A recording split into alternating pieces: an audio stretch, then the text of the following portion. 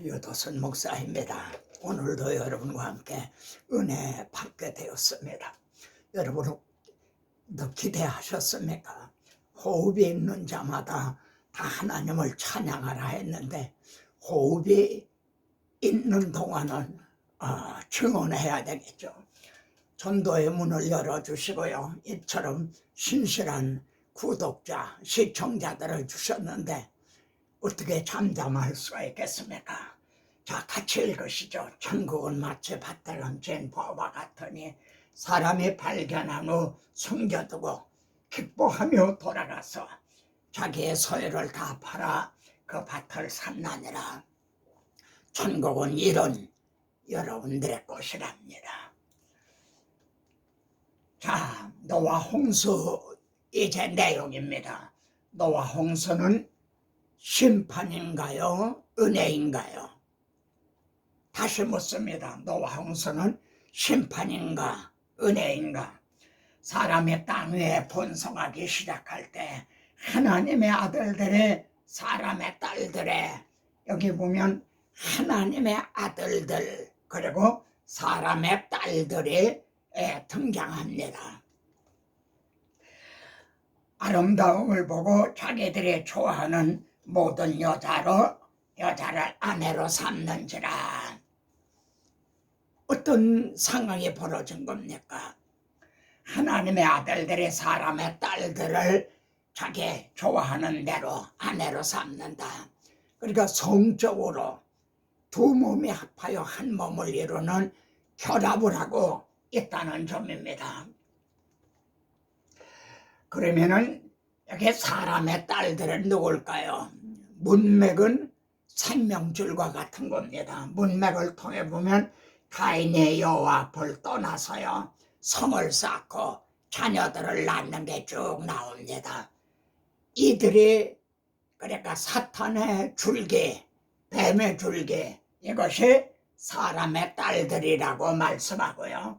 셋도 아들을 낳고 아벨 대신에 달을 실어주신 셋도 아들을 낳고 이들을 가리켜 하나님의 아들들이라고.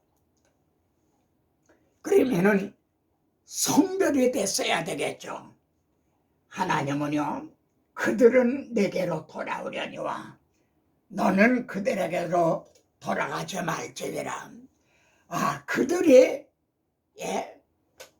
뱀의 후손이 여자의 후손 쪽으로 온다는 거, 합해진다는 거, 그건 좋은 거죠. 그러나 성경 역사를 보면요, 너는 그들에게로 돌아가지 말지니라. 언제나 하나님의 아들들이, 자녀들이 사람의 딸들 쪽으로 합해지고 있는 거죠. 이게 세속하고 타락인 거죠. 노아 홍수 때가 그러했습니다. 그리고 오늘날이 그러하다.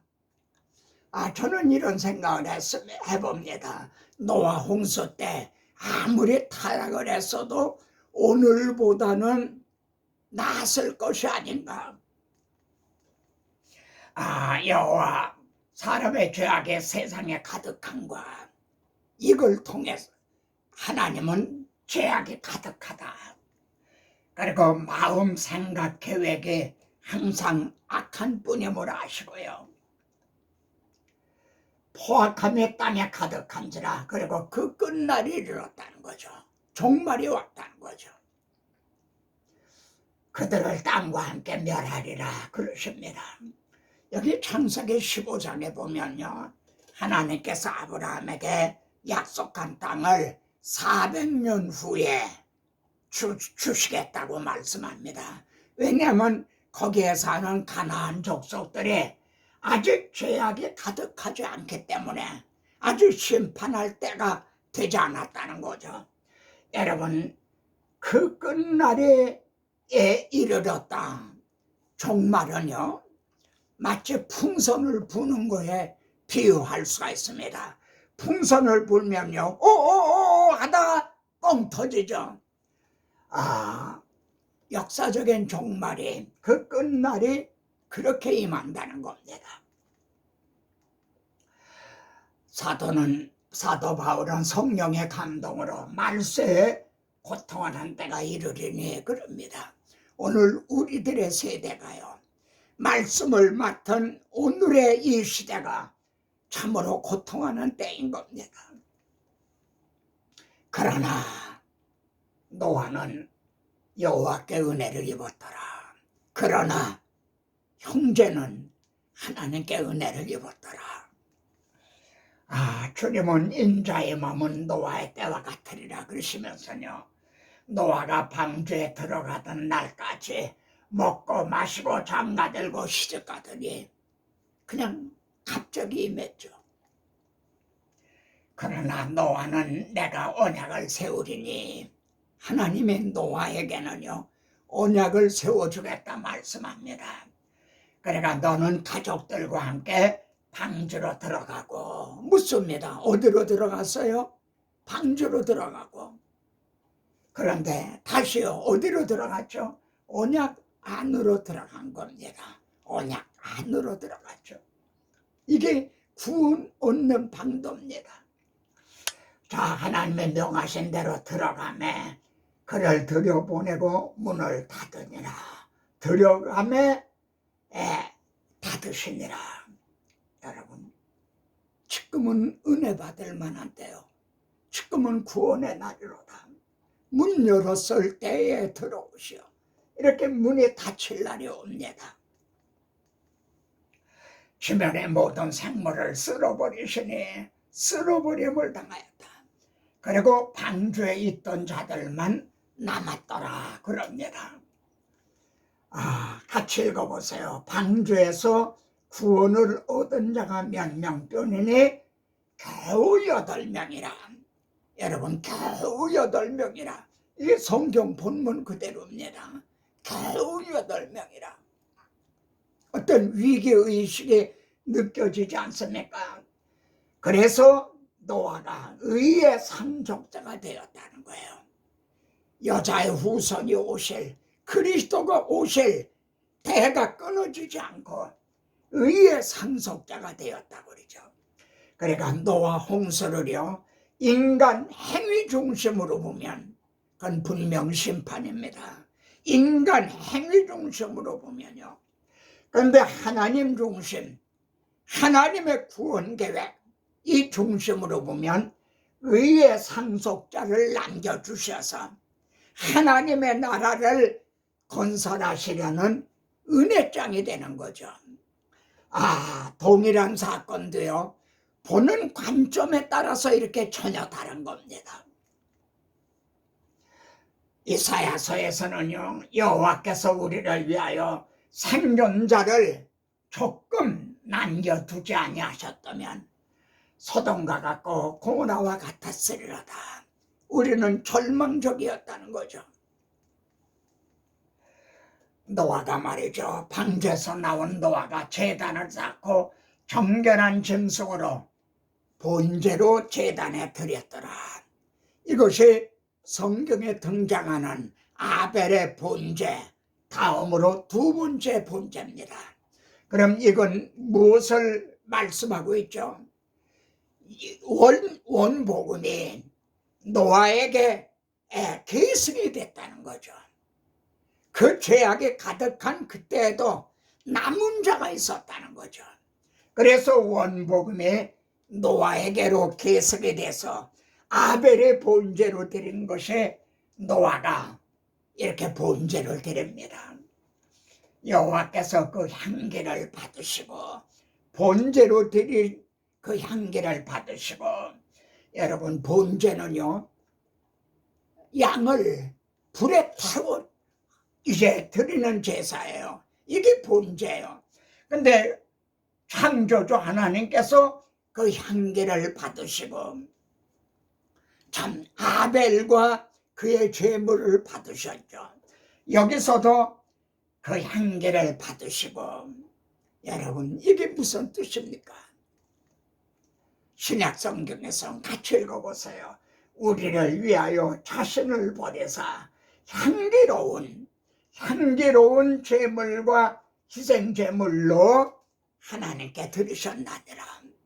하나님은 이 정결한 짐승으로 드려지는 본죄를, 세상 죄를 지고 가는 자기 아들의 대속죄물로 그래 받아주신 거죠. 그리고 하실 말씀은요, 다시는 땅을 저주하니 아니하니니, 그러니까 다시는 노아 홍수 같은 것으로 심판하시지 않겠다, 이 향기를 받으시고 그렇게 선언하셨어요. 그러면은 세상에 죄가 다시 가득 차지 않을 거라는 뜻인가요?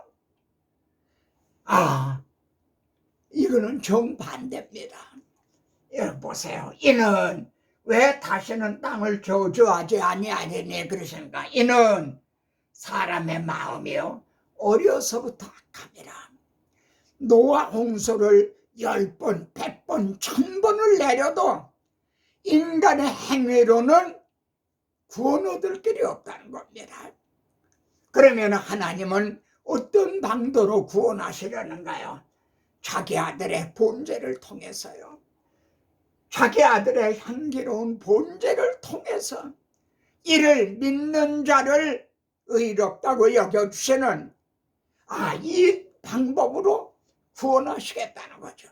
이해가 되시겠죠? 여러분, 노아 홍수로 말미암아 사탄을 추동하던 뱀의 줄기는 다 없어졌죠. 뱀의 줄기가 없어졌어요.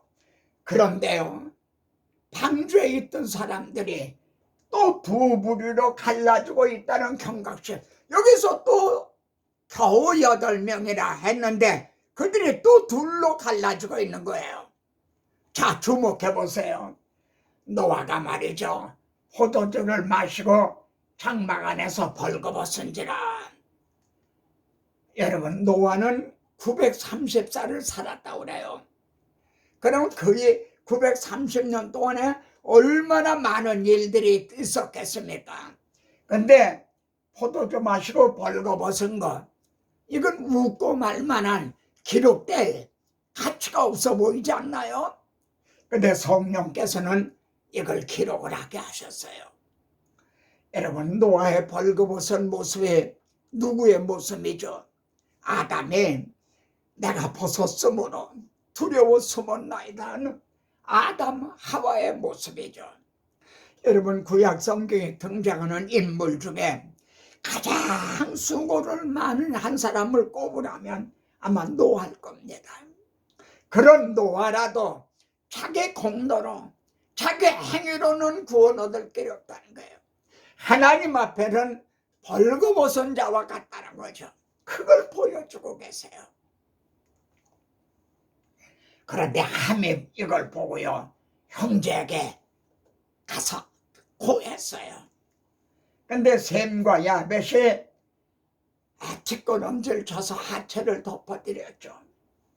그런데 창세기 3장에 보면요, 하나님께서 아담이 벌거벗었다고 그러니까 누가 벗었음을 내게 알렸느냐? 누가 알렸을까요?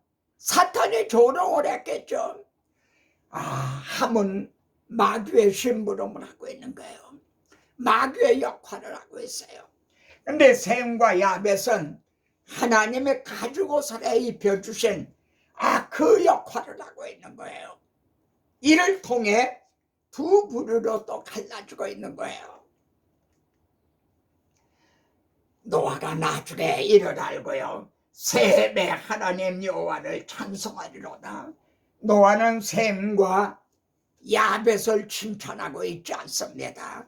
그렇다고 셈의 하나님, 야벳의 하나님을 찬양하고 있는 게 또 아니에요. 셈의 하나님 여호와를 찬송하리로다.